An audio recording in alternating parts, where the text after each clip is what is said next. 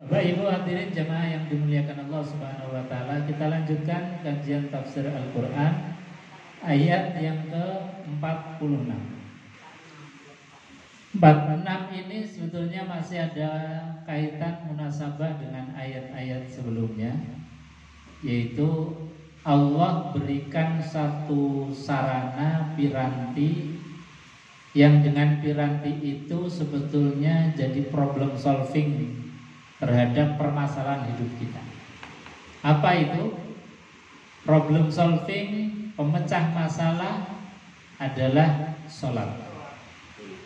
Jadi sholat itu sebetulnya bukan hanya punya nilai transenden, nilai taqarrub sebagai bentuk pengabdian kita kepada Allah Subhanahu wa taala saja, tapi juga sekaligus sebagai bentuk pemecah atas segala problematika hidup kita.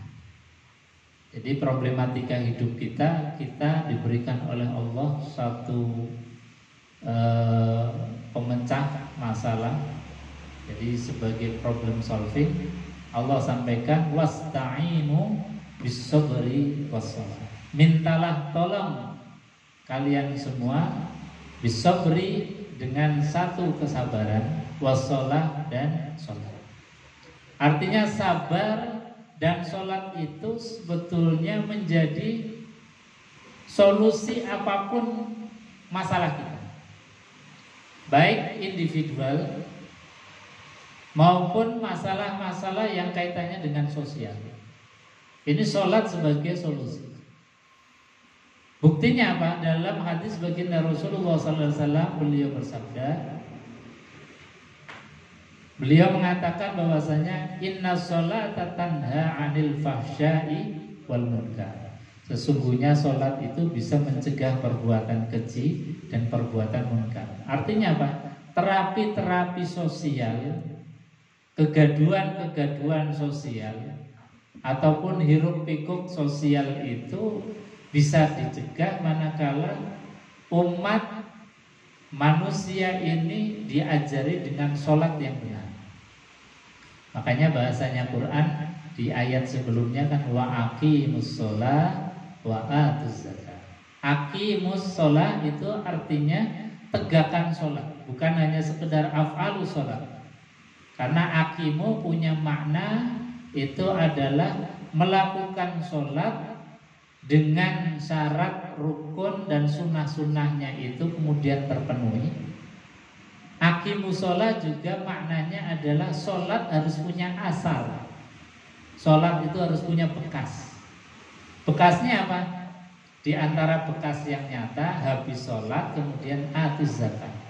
Jadi habis sholat kita harus berbagi, keluarkan zakat, keluarkan sedekah, keluarkan infak, keluarkan wakafnya kalau kita punya. Itu asarus sholat. Jadi sholat itu harus ada asarnya. Termasuk asar adalah inna sholata tanha 'anil fahsya'i wal munkar. Sholat harus bisa mengerem perbuatan keji dan munkar. Artinya apa? Kalau umat atau manusia itu sholat dengan baik, itu pasti huru hara, kezoliman, macam-macam itu pasti terkendali. Bukan berarti hilang, karena kalau hilang itu sudah tidak jadi dunia lagi. Karena dunia itu sifatnya ya ada baik ada buruk. Tapi dengan sholat bisa terkendali.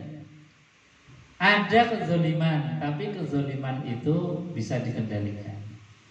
Ada mungkin chaos dan lain sebagainya.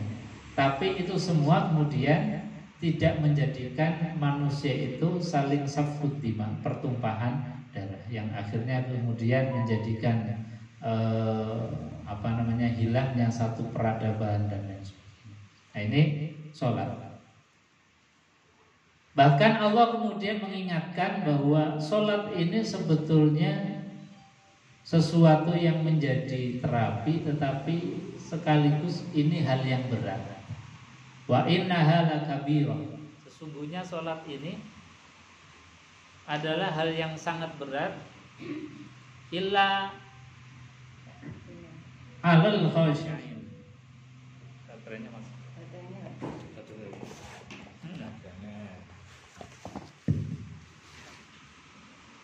Jadi sholat dalam faktanya Allah sudah sampaikan wa innaha lakabirah. Sesungguhnya sholat itu berat. Berat apa mboten Bu? Jadi faktanya sholat itu memang berat. Tapi ada istisna, ada pengecualian. Salat itu berat illa 'alal khashiin, kecuali terhadap orang-orang yang punya hati khusyuk. Nah, ya, khusyuk ini mungkin yang perlu kita latih, kita pahami khusyuk itu seperti apa. Apakah khusyuk itu kalau sholat itu merem, nggak lihat apa-apa, atau khusyuk itu yang tidak mendengar apa-apa sehingga kalau mau sholat telinganya disumpel misalnya. Atau khusyuk seperti apa?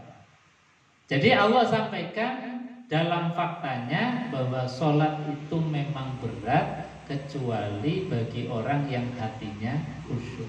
Dan khusyuk ini adalah satu given, pemberian dari Allah yang kita itu harus ikhtiar, harus usahakan.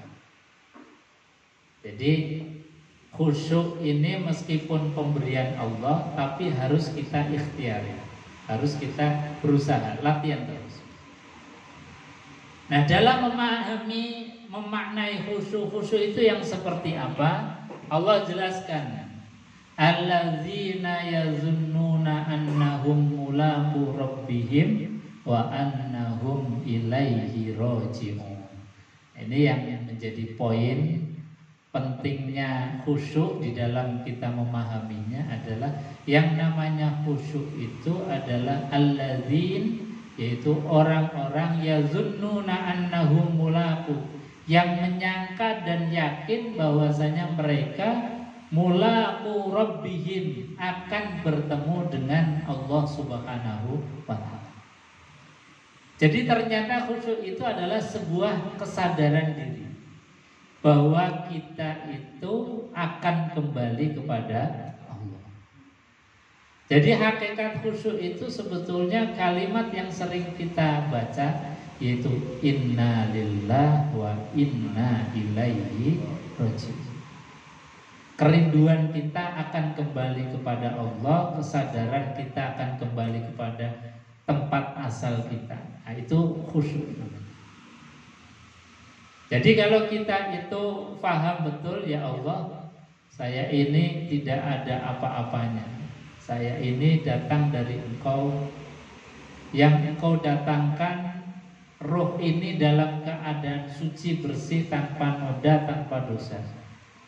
Tapi kemudian di dunia ini seringkali kami lakukan banyak hal sehingga terjadi maksiat, dosa, dan lain sebagainya. Padahal roh ini aku akan kembalikan kepada Engkau, ya Allah, yang asalnya suci harus kembali menjadi suci. Nah, kesadaran ini kemudian menjadikan kita menjadi mawas diri dan banyak istighfar kepada Allah Subhanahu wa taala untuk membersihkan diri, untuk taubat. Ini diantara tadi kesadaran bahwasanya orang yang disebut sebagai khusyuk alladzina yazunnuna annahum mulaqu rabbihim wa annahum ilaihi raji'un, dan bahwa sesungguhnya mereka itu akan kembali kepada Allah Subhanahu wa taala. Ini diantara makna khusyuk. Makna khusyuk yang lain dalam hadis ketika Nabi SAW sedang berhalaqah seperti ini, itu ada yang digambarkan dalam hadis itu seorang yang laki-laki yang putih, berpakaian putih, bersih, duduk di hadapan Rasulullah SAW, menempelkan lututnya di hadapan Rasul, kemudian memegang lutut atau paha Rasulullah SAW. Selaya orang itu mengatakan, ya Rasulullah, akhbirni anil Islam.